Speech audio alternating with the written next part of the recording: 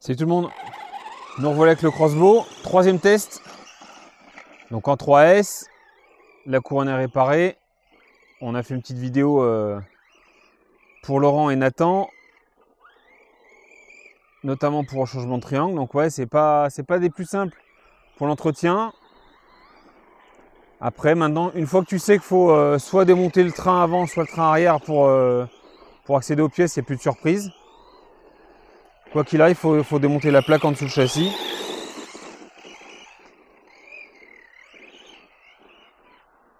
C'est un coup à prendre pour l'entretien. Là, sans le gyro, il est carrément mieux. Donc, je vous ai montré la manip pour enlever le gyro grâce à G-Speed. Je vous la remontre ou pas pour ceux qui veulent acheter le crossbow ou... Allez. Vous mettez allumé normal, vous appuyez 3 fois rapidement sur bind. Ça fait un petit bip et le gyro est supprimé. Et là, il est carrément mieux qu'avec. Enfin, moi, je préfère 10 fois. C'est beaucoup plus maniable.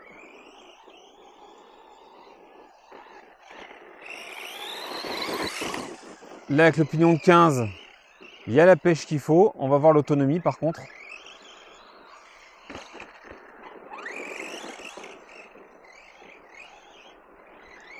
Ah, c'est bien mieux là, hein. Franchement, pas mal.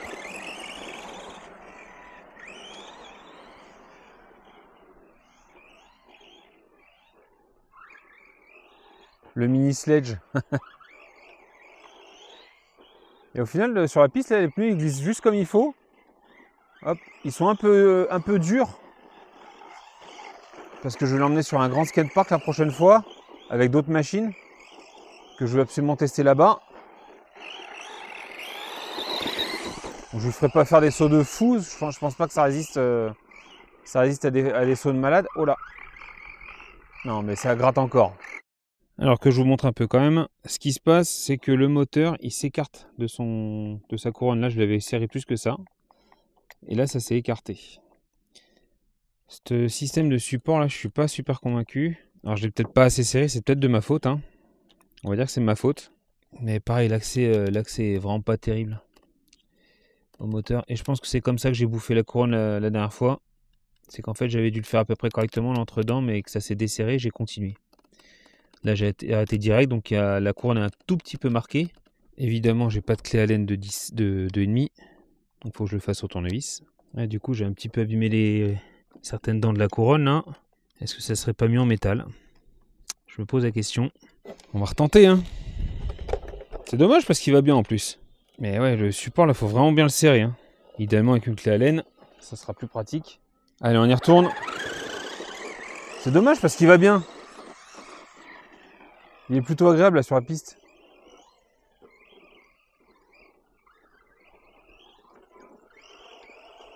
Regarde ça. Ça va bien. Il envoie comme il faut.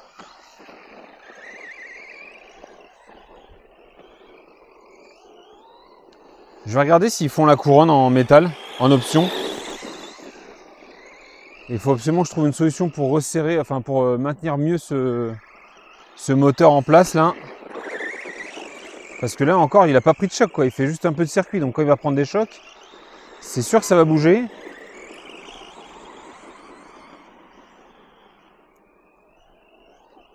Donc je vais déjà y mettre une rondelle dentelée. C'est peut-être pas le nom exact, mais vous avez compris le principe. C'est pour empêcher que ça bouge. Une petite rondelle dentelée à la place de la rondelle plate qu'il y a d'origine, hein. Que ça accroche un peu plus dans le métal, dans l'alu. Il va bien là.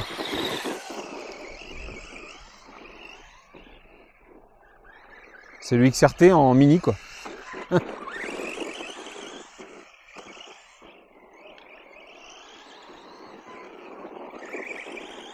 Mais en tant que débutant, prendre ça, ouais, c'est des habitudes à prendre en fait. Ça sera loin d'être le plus simple pour commencer, c'est clair. Après, quand tu as compris que pour certaines pièces, il faut démonter la plaque complète du train, bon, ça se fait, hein. Mais il faut une visseuse obligatoire. À la main, tu y passes des heures.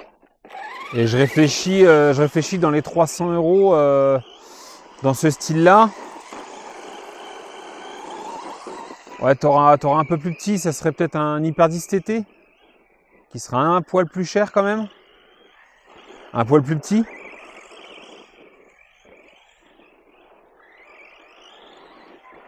Mais le Hyper-10 TT sera quand même plus destiné à la piste. En tout terrain, ça sera plus compliqué, il est plus bas quand même. Après, si tu pars sur le dernier Kagama 4, là c'est 450, donc non. Ça, on est bien au-dessus. Après, ouais, les Hyper-10 MT,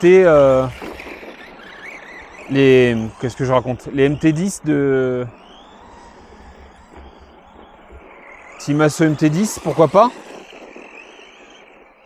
Pourquoi pas, mais c'est un poil plus cher, c'est Monster. C'est pas le même style, hein.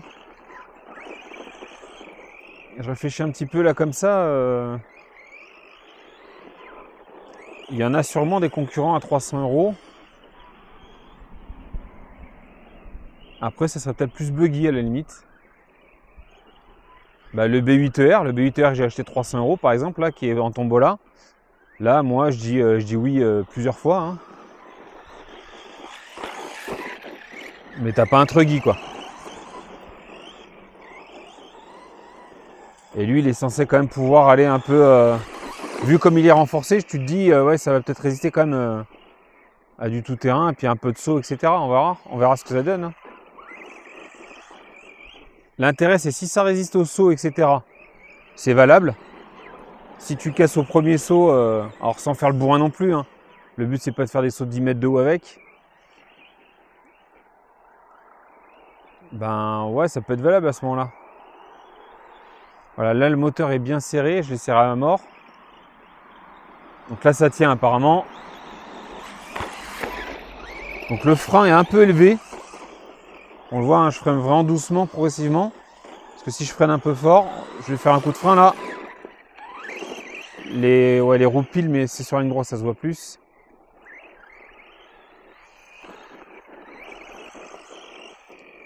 C'est plutôt bien équilibré en l'air, en gardant un peu le doigt sur la gâchette. Il est carrément mieux, hein, sans le gyro. C'est dingue la différence. Hein. Le gyro, ça castre un peu la machine, je trouve.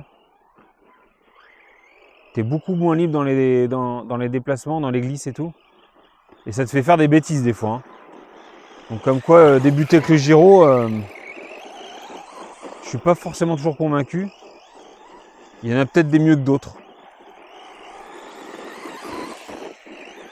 Des mieux réglés que d'autres, c'est sûr. Mais celui-là, il casserait un peu la machine. Il la bridait trop en fait. C'est un bon petit pack, c'est pas violent. Tu peux t'appliquer sur le pilotage. Il est sympa là, il est sympa.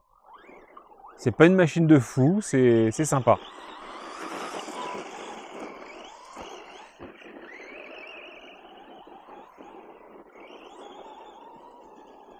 Ah, je regardais pas. Bon, j'ai failli taper le pneu là. Ah, j'ai voulu taper la double bosse, ça passe pas. Je manque un peu de vitesse.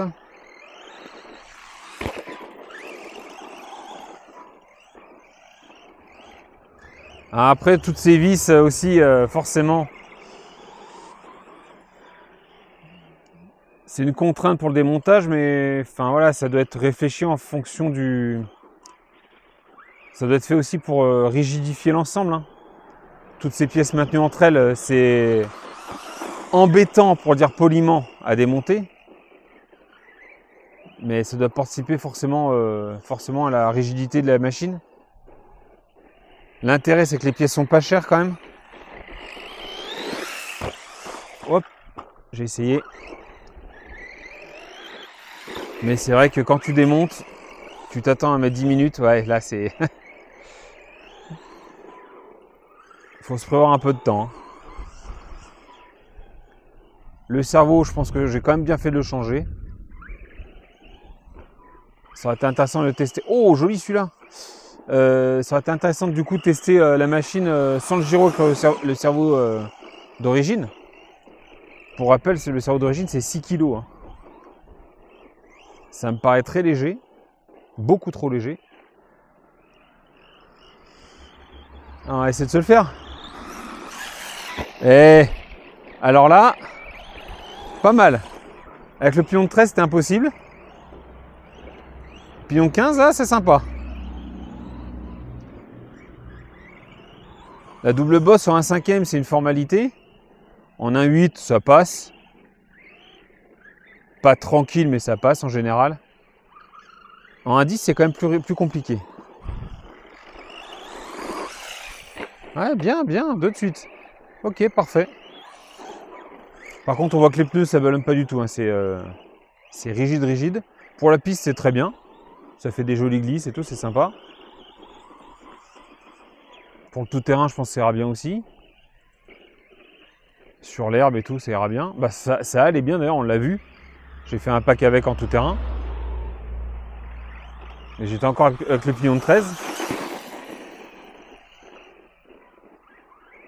Donc là, prochain coup, on va essayer de lui trouver des petits trous qui ballonnent un petit peu. Je crois que j'en ai. Avec le bon anthrax, on va voir.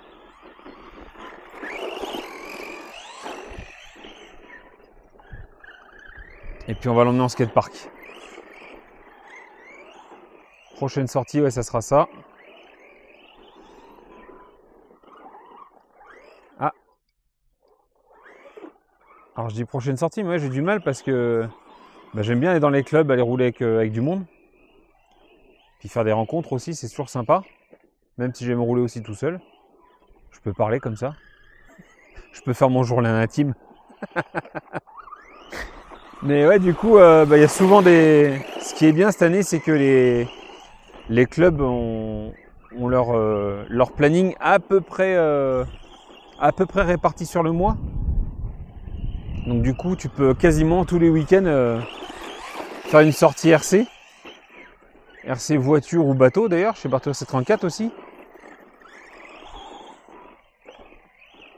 Donc, il faudra que je trouve un moment pour aller en skatepark. Ouais, j'ai une petite demi-heure de route pour y aller, à ce grand skatepark là.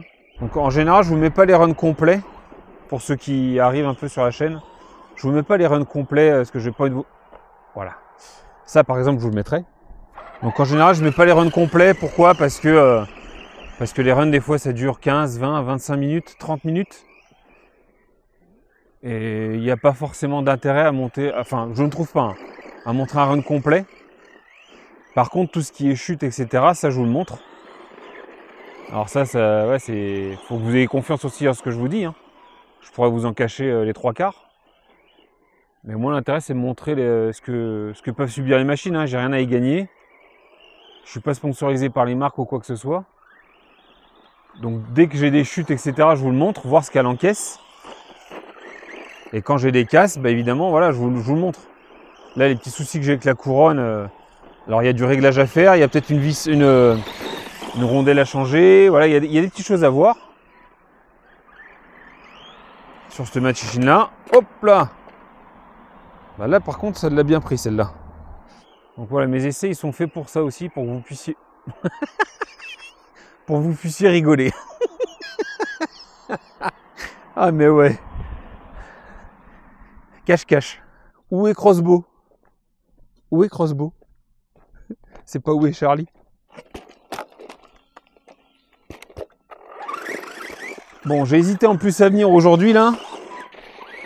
Parce qu'il a un tout petit peu plu. Et au final, je vois que la machine est plus propre que quand je suis arrivé. La terre est partie des pneus, donc c'est que la piste est plutôt propre là. Donc je vais pouvoir rouler les autres machines. Ça me fait plaisir. Parce que le B8R Tombola, ça fait au moins 3 semaines que j'ai fait l'unbox. Allez, 2-3 semaines que j'ai fait l'unbox, j'avais pas eu l'occasion de le rouler encore. Donc là, je suis content. Magnifique.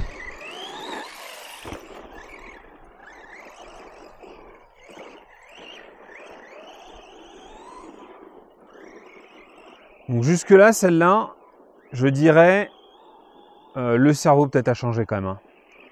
Le cerveau de 6 kg, ça me paraît un peu léger. Ça permet de rouler quand même. Hein. Mais ça me paraît un peu léger. Ou alors tu roules jusqu'à temps que tu casses. Puis t'en prends d'avance sur AliExpress à 10-15 euros là. Tu prends un 15-20 kg, ça suffira. C'est quand même vachement léger. Mais 6 kg le cerveau, ça me paraît très très léger quand même. Et puis après, à part ça, ouais, peut-être des pneus par la suite. Mais là, c'est vraiment pour faire du plus. Hein. Elle roule très bien comme ça d'origine. Donc voilà, en RTR encore, c'est pas déconnant, tu vois. Parce que des fois, voilà, tu achètes une machine. Et pour fiabiliser, il faut acheter 50, 100 balles de pièces. Là, celle-là, bon, 300 euros. Allez, tu te remets 10-15 euros de cerveau. Vraiment par sécurité. Et après, tu peux rouler. Pas besoin de changer de radio, comme je le pensais au départ. Décidément. Donc ouais, si tu fais abstraction, c'est désagrément de démontage. Ok. Ok.